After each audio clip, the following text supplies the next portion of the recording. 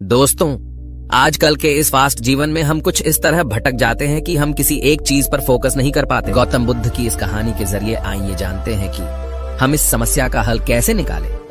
बहुत समय पहले की बात है। किसी गांव में एक सम्राट था। उस सम्राट के पास सब कुछ था। बेशुमार दौलत थी, अच्छी प्रजा थी जो उसका ख्याल रखती थी, उसके आदेशों का पालन किया करती थी और वह भी अपनी प्रजा का खूब ध्यान रखा करता था। उन्हें कभी किसी चीज की कोई कमी महसूस नहीं होने देता था। कहने को तो उस सम्राट के पास सब कुछ था, किसी चीज की कोई कमी नहीं थी, लेकिन उसका मन कभी किसी एक काम पर नहीं टिक पाता था। वह जब भी किसी भी चीज को करने का प्रयास करता तो उसका ध्यान कहीं भटक जाता। इस चीज को लेकर वो बहुत चिंतित रहता था। कई बार वो अपने पड़ोसी राज्य के राजाओं से भी मिला था और सभी ने उसे अलग अलग राय दी थी। सभी ने उसे अलग अलग तरीके बताए थे। जो भी तरीके उस सम्राट ने सुने थे उन तरीकों को अपने जीवन में उतारा, लेकिन उन उपायों से उसे कोई लाभ न मिला, जिस कारण वो हमेशा चिंतित रहता, परेशान रहता। कई बार तो रातों को उसे नींद भी नहीं आती और वह केवल करवटें बदलता रहता। एक दिन सम्राट के कानों तक एक बात पहुंची कि उसके राज्य में एक ऐसा असाधारण व्यक्ति है जिसके शब्द अनमोल हैं, जिसके एक एक शब्द में जीवन का रहस्य छुपा है, जीवन का सत्य छुपा है। और उस व्यक्ति से मिलने के लिए लोग दूर दूर से आते हैं, क्योंकि हर व्यक्ति की समस्या का समाधान वह बड़ी ही सरलता और आसानी से करता है। यह बात सुनकर सम्राट बहुत प्रसन्न हुआ। उसे लगा कि अब उसके सवालों का जवाब उसे मिल जाएगा। इतनी तारीफ सुनकर सम्राट ने यह तय किया कि वह तुरंत ही जाकर उस व्यक्ति से मिलेंगे और उसे यह भी पता चल जाएगा कि जो लोग उनकी इतनी तारीफ कर रहे हैं क्या वह सच है या नहीं। अगले दिन सुबह सुबह वह सम्राट उस व्यक्ति से मिलने के लिए निकल पड़ा। रास्ता थोड़ा सा लंबा था, जिस कारण सम्राट ने बीच रास्ते में थोड़ा सा आराम किया। वहां पर उपस्थित हर कोई उस व्यक्ति के बारे में जानता था। जब सम्राट ने उनसे उस व्यक्ति के बारे में पूछा तो वे लोग उस असाधारण व्यक्ति की खूब तारीफ कर रहे थे। तभी सम्राट ने सोचा कि लगता है यह व्यक्ति बहुत बुद्धिमान है, बहुत पढ़ा लिखा होगा और प्रभावशाली व्यक्ति होगा, अन्यथा हर कोई उसकी इतनी तारीफ नहीं करता। जरूर ही उस व्यक्ति में ऐसी कोई बात अवश्य है जिसके कारण हर कोई उन्हें जानता है और उनकी तारीफ कर रहा है। उस व्यक्ति की तारीफ सुनकर सम्राट के मन में उस व्यक्ति से मिलने की उत्सुकता और बढ़ गई। अब वह सम्राट जल्द से जल्द उस व्यक्ति से मिलना चाहता था, जिस कारण वह आगे का सफर तय करना शुरू कर देता है। जैसे तैसे वह सम्राट उस व्यक्ति के आश्रम पहुंचा, पर आश्रम में उसे कोई नजर नहीं आया। आश्रम के पीछे एक छोटा सा बगीचा था। जब सम्राट वहां पहुंचा तो उसने देखा कि एक माली बगीचे में काम कर रहा था। उसका पूरा शरीर मिट्टी से लथपथ था, पैरों में कोई चप्पल नहीं थी।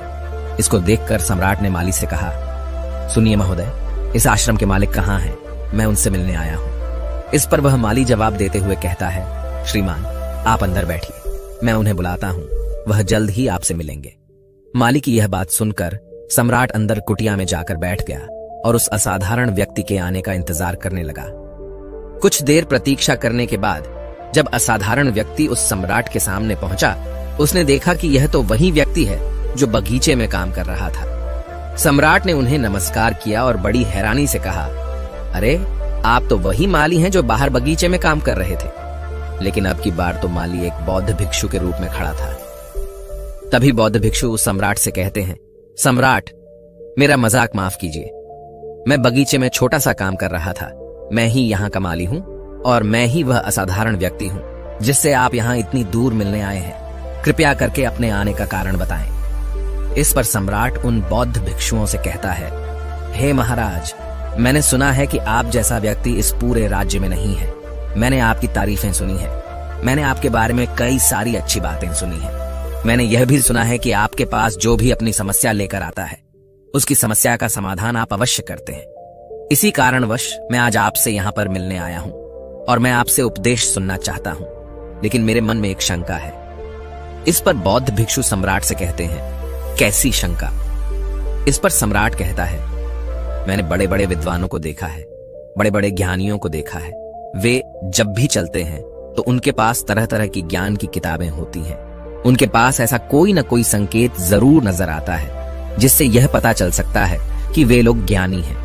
लेकिन आपके पास तो न कोई ज्ञान की किताबें हैं और न ही कोई ऐसी कला के संकेत आप में नजर आ रहे हैं, लेकिन उसके बावजूद आप बहुत शांत नजर आ रहे हैं। क्या आप मुझे इसका रहस्य बता सकते हैं? इस पर बौद्ध भिक्षु मुस्कुराने लगे और सम्राट से कहते हैं, मेरा ज्ञान तो इस संस्कार में प्रकृति के रूप में हर जगह है। मैं अपना ज्ञान जीवन की सरल और साधारण वस्तुओं से ही लेता हूं। पर महाराज, आप यहाँ किस समस्या को लेकर परेशान हैं? कृपया आप मुझे आपके यहाँ आने का कारण समझाएं। इस पर सम्राट कहते हैं, हे गुरुवर, मेरे यहाँ आने का कारण यह है कि मैं किसी भी काम को लेकर लंबे समय तक उसी कार्य पर अपना ध्यान नहीं लगा पाता। मैं कुछ ही देर में उस कार्य से भटक जाता हूं। कृपया कर मुझे अपनी समस्या का समाधान बताएं। मैं इस बात से काफी चिंतित हूं। बौद्ध भिक्षु ने सम्राट की चिंता को समझकर कहा, महाराज, आपकी समस्या मुझे समझ आ गई है। आप जिस कार्य पर ध्यान नहीं लगा पा रहे हैं, उसके लिए मैं आपको एक उपाय बता सकता हूं, लेकिन आज आपको थोड़ी देर हो चुकी है।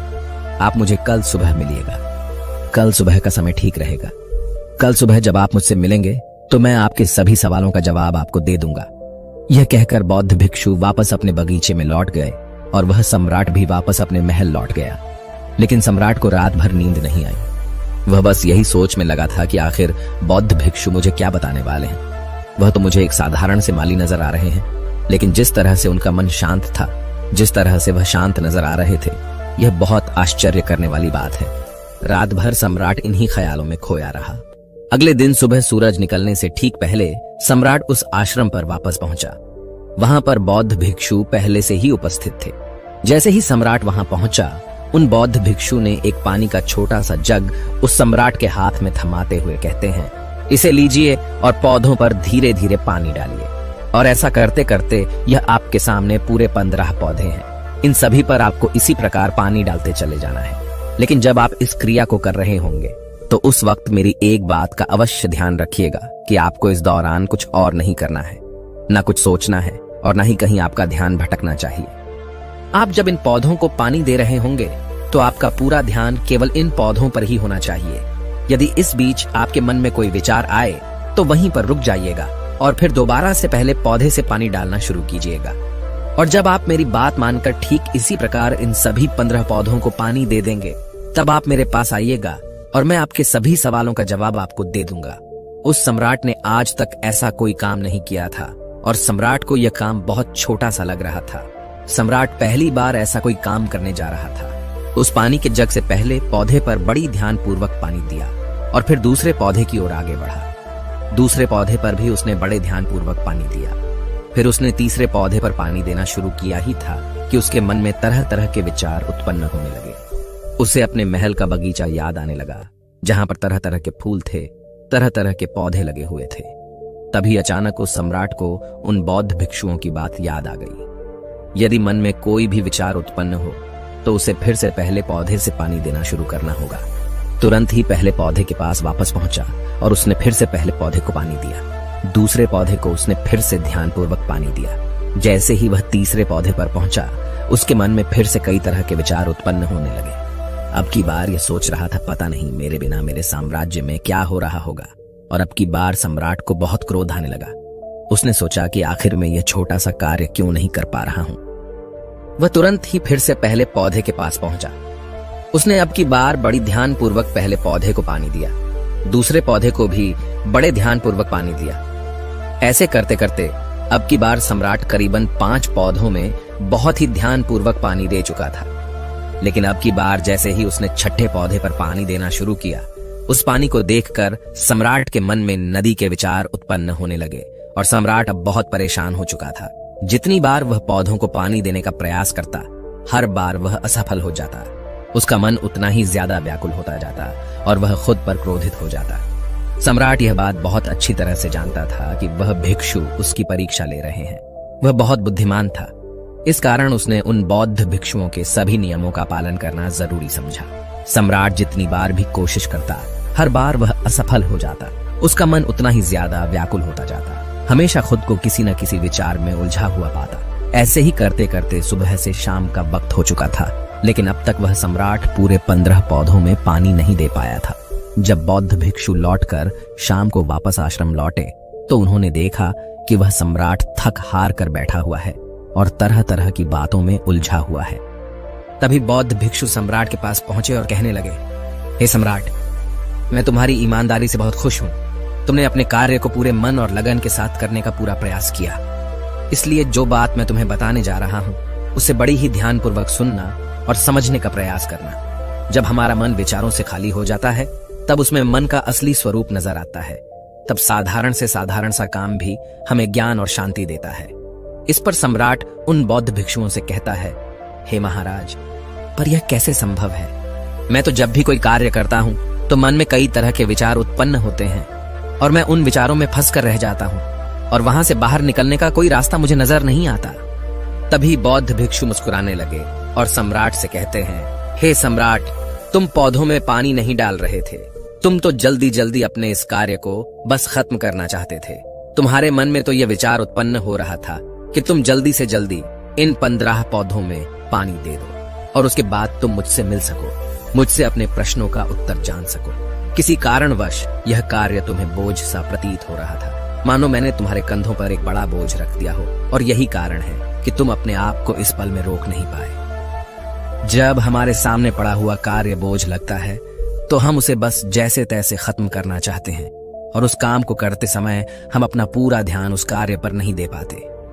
किंतु अगर तुम इस पल की महत्व को समझ पाते, इसके महत्व को महत्व दे पाते और केवल पौधों और पानी पर ध्यान देते तो तुम्हें कोई भी विचार परेशान नहीं कर पाते। इस पर सम्राट कहता है, हे महाराज, मुझे आपकी यह बात समझ में आ रही है कि मैं जल्दी जल्दी इस कार्य को खत्म करके आपसे मिलना चाहता था, जिस कारण मेरा मन इस कार्य में पूरी तरह से नहीं लग सका। लेकिन यह एक पल है जो हम जी रहे हैं, उस पल में रहना बहुत कठिन है। क्या मुझे इसके लिए कोई तपस्या या तप करना पड़ेगा? इस पर बौद्ध भिक्षु एक बार फिर मुस्कुराने लगे और सम्राट से कहते हैं, जिस शांत मन की तलाश तुम कर रहे हो वह शांत मन तो पहले से ही मौजूद है, वह तो पहले से ही तुम्हारे भीतर है। इसके लिए तुम्हें कहीं भी जाने की कोई आवश्यकता नहीं है और न ही तुम्हें कहीं शांत जगह जाने की आवश्यकता है। इसके लिए कुछ जरूरी है तो वह है अपनी सांसों पर ध्यान देना। इसलिए अपनी सांसों पर ध्यान देना सीखो। हम किस तरह से सांसें ले रहे हैं और किस तरह से छोड़ रहे हैं, इस बात को देखने और समझने का प्रयास करो। तब तुम्हें यह समझ में आ जाएगा कि तुम्हारा शांत मन तो तुम्हारी सांसों के साथ ही बना हुआ है। उसके बाद तुम चाहो तो कोई भी कार्य करते वक्त भी अपनी सांसों पर ध्यान दे सकते हो। जब तुम कहीं चल रहे हो, कहीं दौड़ रहे हो, कोई ऐसा कार्य कर रहे हो तो तुम्हें अपनी सांसों पर ध्यान देना चाहिए, या कोई भी ऐसी क्रिया जो तुम्हें वर्तमान से जोड़े रखे। इसका एक और तरीका है, 2-4 मिनट अपने आसपास के प्रकृति पर गौर करो। देखो कि क्या चल रहा है तुम्हारे आसपास। इससे तुम वर्तमान में आ जाओगे। फिर तुम अपने कार्य को जल्दी जल्दी बस यूं ही खत्म नहीं करके उसे पूरे मन से करने का प्रयास करो, जिससे तुम्हारा मन एकाग्र होगा। और जब तुम्हारा मन एकाग्र होगा तो तुम चाहे कोई भी कार्य क्यों ना करो, फिर चाहे वह छोटा हो या बड़ा, तुम्हारा मन उसमें पूरी तरह से विलीन हो जाएगा और वह कार्य ही तुम्हें शांति और ज्ञान भी प्रदान करेगा।